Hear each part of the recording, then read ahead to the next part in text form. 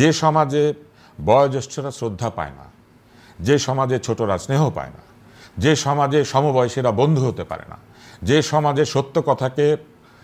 প্রতিষ্ঠিত হওয়ার ক্ষেত্রে সকলে মিলে বাধা দেয়, যে মানুষ মনে করে, যে সমাজ মনে করে যে সত্য তার শত্রু, সেই সমাজ দীর্ঘ সময় ধরে অন্ধকারের মধ্যে থাকবে এবং এই অন্ধকারটাকে আচ্ছন্ন করবে এই পরিমাণে যে সে অন্ধকারকে আলো ভাবতে শুরু করবে। সে মনে করবে এই অন্ধকারের গুহার জীবনই তার জীবন। যেমন বাদুড় অন্ধকারের মধ্যে উল্টো হয়ে ঝুলে থাকে, বাদুড় জানে না যে এর বাইরে কত বড় আলোকিত পৃথিবী আছে। ফলে এই বাদুড়ের জীবন, কুয়ার মধ্যে ব্যাঙের জীবন,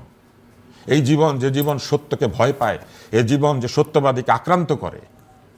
সেই জীবন থেকে যখন এই মানুষেরা বের হয়ে আসবেন, তারা যখন দেখতে পাবেন যে এই সমাজে আলো জ্বালানোর সুযোগ আছে,